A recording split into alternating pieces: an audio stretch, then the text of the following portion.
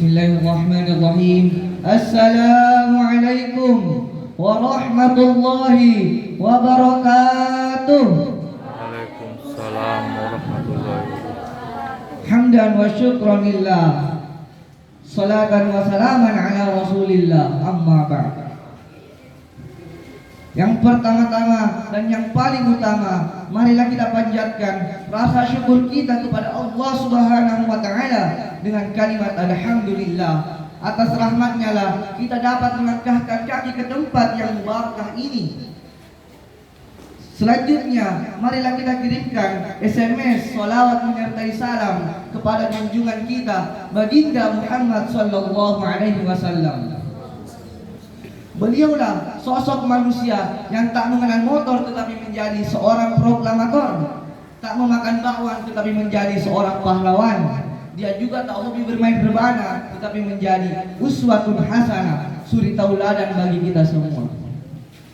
InsyaAllah pada kesempatan ini saya akan membawakan tausiah yang berjudul Penyakit Hati dalam Perspektif Islam.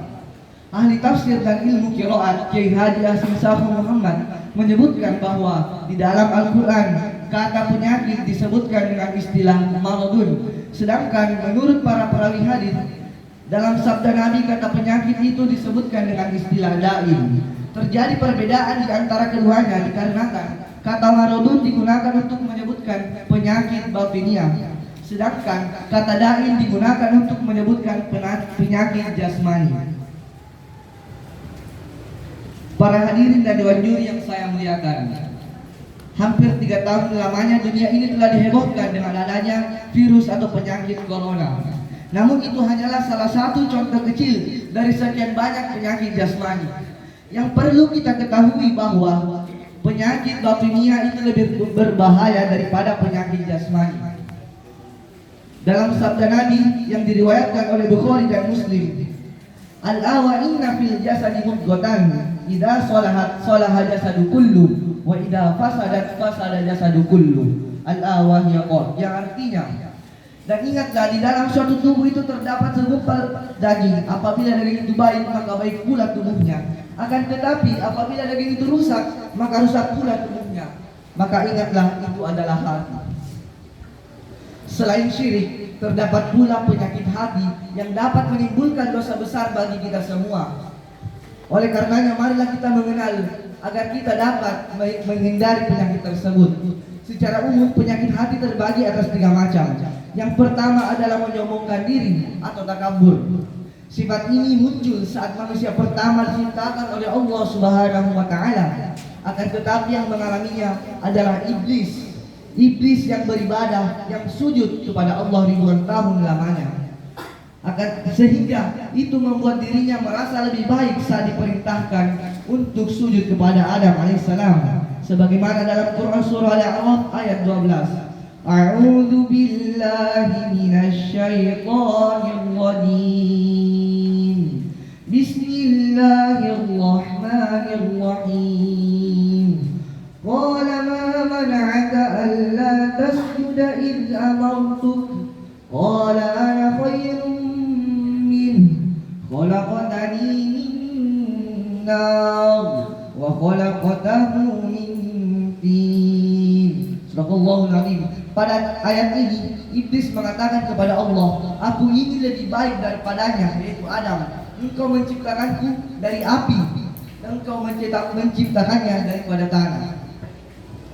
Akibat perbuatannya ia dikeluarkan dari neraka, dari surga, dan dimasukkan ke neraka bersama para pengikutnya pada hari akhir. Sifat yang kedua adalah sifat keserakahan atau tamak. Sifat ini dia muncul pada saat Adam alaihissalam dan istrinya memakan buah khuldi, yang padahal itu dilarang oleh Allah Subhanahu wa taala, sebagaimana dalam firman-Nya dalam surah Al-A'raf ayat 19. Dan wahai Adam, tinggallah kamu bersama istrimu di dalam surga, akan tetapi janganlah kamu mendekati pohon ini. Apabila kamu mendekatinya, kamu akan menjadi golongan yang zalim. Sifat yang terakhir adalah sifat hasad atau iri dengki. Ini dialami oleh generasi pertama Adam alaihissalam. Menurut para ulama namanya adalah Habil dan Qabil. Sebagaimana dalam Quran surah Al-Maidah ayat 27. Dan wahai Muhammad, ceritakanlah kepada mereka kisah kedua putra Adam ketika mereka diperintahkan untuk melakukan pengorbanan, maka diterimalah salah seorang dari mereka, yaitu Habil, dan diterimalah dari yang lainnya, yaitu Qabil. Maka Qabil mengatakan kepada Habil, sesungguhnya aku pasti akan membunuhmu. Habil menjawab, Allah hanya menerima amal-amal dari orang yang bertakwa. Para hadirin dan dewan juri yang saya muliakan, jika pada penyakit jasmani seperti COVID kita dapat mencegahnya dengan cara meningkatkan imun pada tubuh, maka pada penyakit batinnya ini kita dapat mencegahnya dengan cara melakukan amal soleh dan membersihkan hati.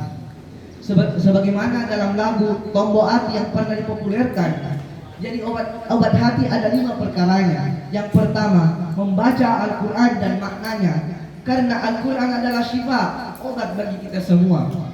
Yang kedua, mendirikan sholat malam seperti sholat tahajud. Yang ketiga, berpuasa sunnah seperti Nabi. Yang keempat, berkumpul dengan orang-orang soleh seperti majelis ilmu.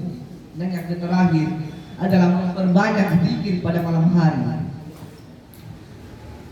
Mungkin ini yang dapat saya sampaikan. Yang benar datangnya dari Allah, yang salah datangnya dari saya. Mudah-mudahan bisa bermanfaat. Jalan-jalan ke Karebosi, habis itu makan pisang epet di Pantelosari. Sekian, terima kasih, mohon maaf undur diri. Undur makola wala tundur makola. Wassalamualaikum warahmatullahi wabarakatuh.